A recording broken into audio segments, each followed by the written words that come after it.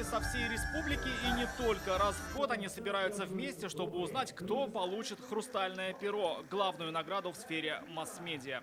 Всем удачи, с праздником вас! Конкурс проходит в 26-й раз. По традиции здесь выявляют лучших представителей профессии – журналистов, фотографов, видеооператоров, руководителей пресс-служб.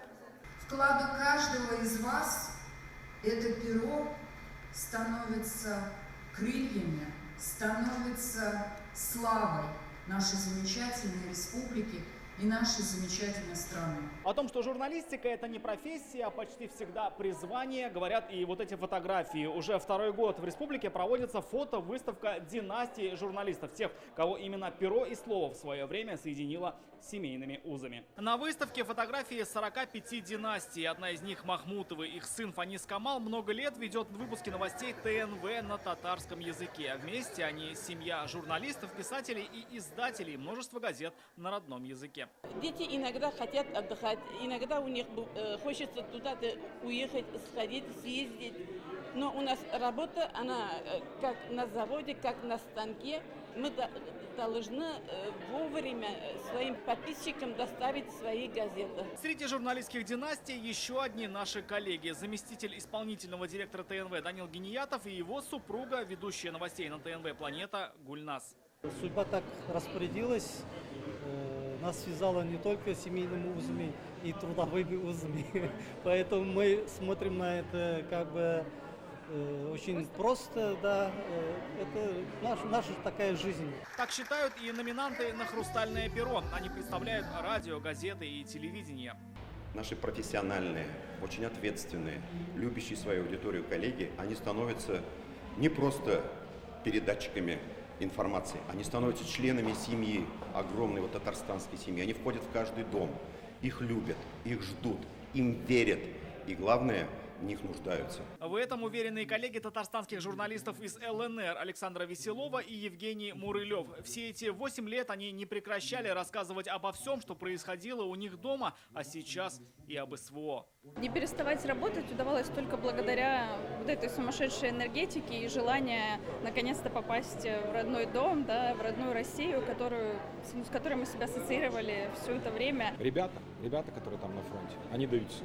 Они ждут, и в том числе и нас, журналистов, потому что мы сейчас это проводник между ними и их домом.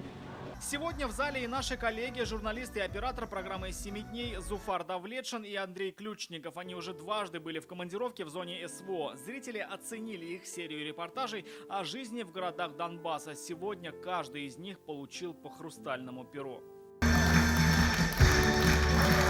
Было серьезно и интересно в то же время, да, потому что мы не знали, с чем мы столкнемся. Как мы будем работать, где мы будем. Со сцены сказали, что вот оно вот такое хрустальное, да, хрупкое. Но вот когда первый раз его держишь в руках, а я первый раз держу его в руках, оно не только хрупкое, но еще такое весомое, тяжелое. Ну, будем соответствовать. Сегодня читатели и зрители обоснованно требуют от вас, от нас не только освещать события, но и осмысление современных реалий, осмысление того, что сегодня происходит. И ценность и вес вашего слова, естественно, кратно возросли. Лучшей в своем деле в этом году признали пресс-службу Нижнекамска. Награду получает Яна Янькова. Подумать себе не могла 8 лет назад, когда начинала работать в пресс-службе, что я на данный момент буду и блогером, и видеооператором, и монтажером, и фотографом, и вообще всем и сразу. Но такая уж наша доля журналистская в нынешние времена — быть эффективным во всех направлениях.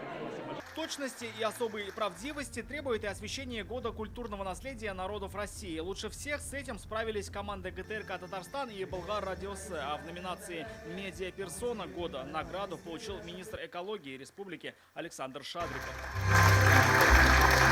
Гран-при «Хрустального пера», а вместе с ним и новый автомобиль от Раисы Республики в этом году получил главный редактор газеты «Республика Татарстан» Александр Латышев. За плечами 56 лет творческой деятельности, 56, потому что гонорар я получил в 67 году, 53 года в целом. Они все были связаны с журналистикой. Когда я служил на флоте, когда учился, когда в аспирантуре защищал диссертацию. И я, в принципе, доволен тем, что вот так все закончилось.